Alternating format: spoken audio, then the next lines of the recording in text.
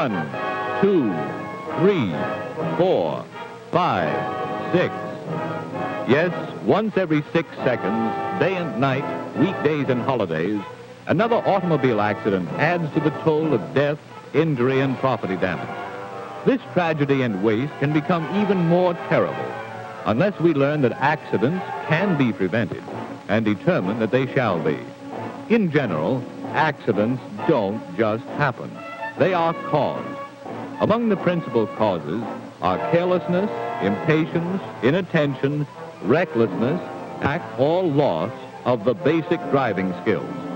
No one can become a really safe driver. He rids himself of these fundamental faults until he stops taking an occasional chance and until he comes to know his limitations as a driver. The good driver, for example, knows that no one can stop on a dime like this. No matter how serious the emergency, even an experienced driver takes a certain amount of time after he perceives danger before he can begin to apply the brakes. The distance which the car travels in this interval, 5/8 of a second for the average driver, is known as reaction distance and is indicated by the yellow strip. Since even locked wheels cannot arrest a car's forward motion immediately, braking distance, shown by the red strip, must be added to reaction distance, total stopping distance. At 25 miles per hour under ideal conditions and for an average driver, the reaction and braking distances are 22 feet and 28 feet respectively, which means that the car will travel a total of 50 feet before it can be brought to a complete stop. At twice this speed, or 50 miles per hour, the reaction distance for an average driver is 45 feet, and the braking distance is 119 feet. The total stopping distance, therefore, is 164 feet, over 3 times as great as at 25 miles per hour. Be a good driver. Learn your stopping distances and never drive so fast that you can't stop within the assured, clear distance ahead. All too many drivers ignore this simple rule, especially when in traffic. In fact, one of the greatest causes of automobile accidents is a habit of following the car in front of you too closely. Unless drivers leave a safe distance between their car and the car ahead, and unless they remain constantly alert, a crash is almost inevitable should the leading car stop suddenly. Driving in the proper lane is of importance, too. It is an easy matter to maintain a smooth flow of traffic on multiple lane highways when slow cars keep to the right and faster cars to the left. But the impatient driver, who hopes to save a few seconds by weaving in and out, endangers both lives and property. As he darts from one lane to another, he leaves behind him a trail of snarled traffic and ruffled tempers, even if he doesn't cause a serious accident. Keep in line. A good driver will never attempt to pass another car when approaching a curve, hill, or intersection, or in the face of oncoming traffic. The driver who takes a chance by passing when he can see the road ahead, or when he doesn't have sufficient clear distance, is one of the greatest menaces to be found at the wheel today. Often he himself escapes unscathed, but is the real cause of accidents involving other drivers. Pass only when the road ahead is clear.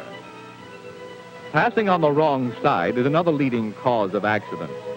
Not only is it difficult for other drivers to see a car passing in this fashion, but the reckless driver has no warning should one of the other cars pull out of line to stop or make a turn.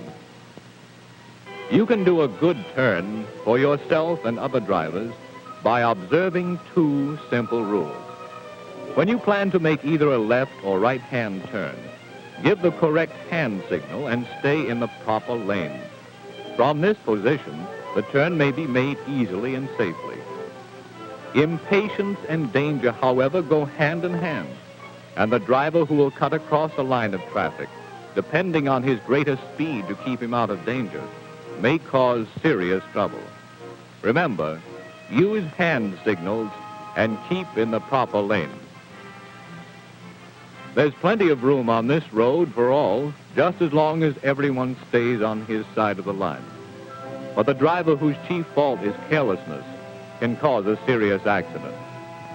Not thinking of the consequences, such a driver allows his car to swing wide, forcing the oncoming car off the road.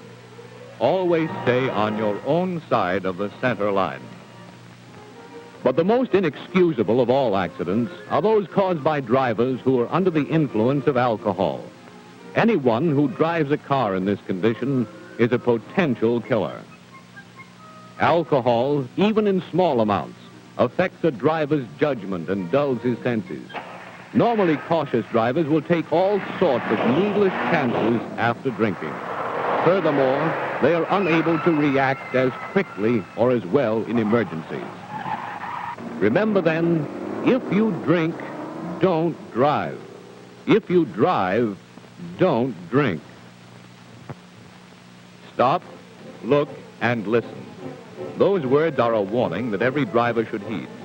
Yet despite this warning, more than 2,000 men, women, and children will meet death this year in crashes between automobiles and trains. More than 1/3 of these fatal accidents will occur at crossings guarded by gates, bells, flasher lights, or other protective devices. When you come to a railroad crossing, stop and look both ways before going on. For the driver who feels he can ignore that warning and who won't take time to be careful, there can be only one end, this.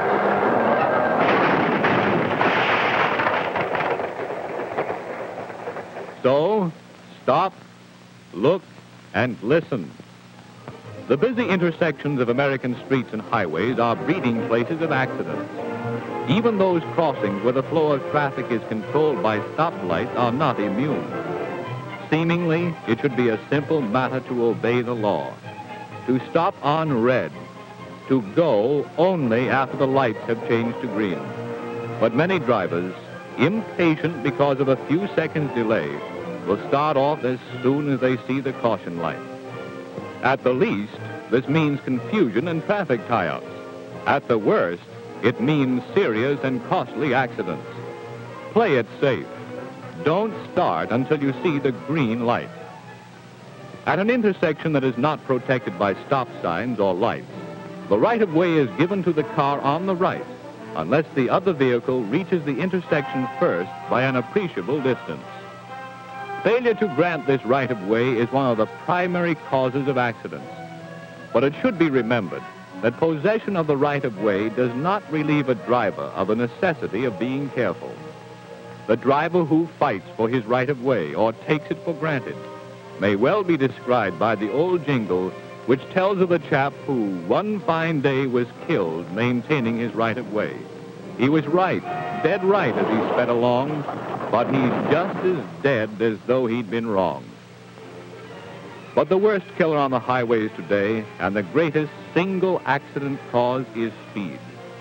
Speed beckons temptingly to the impatient and to the thrill-seeking and turns an innocent curve into a death trap. Speed, sinister and deadly, takes control of a car and hurls it into a wild, careening skid. Speed can make a simple blowout result in stark tragedy.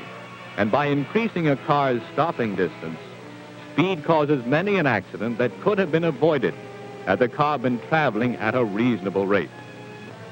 So stop saving seconds and losing lives. Slow down for safety. And remember, to be a good driver, a safe driver, you must use care, courtesy, and common sense. You must be ever alert, which means you must never, not even for a moment, relax your vigilance while at the wheel. Determine while you may to live and let live.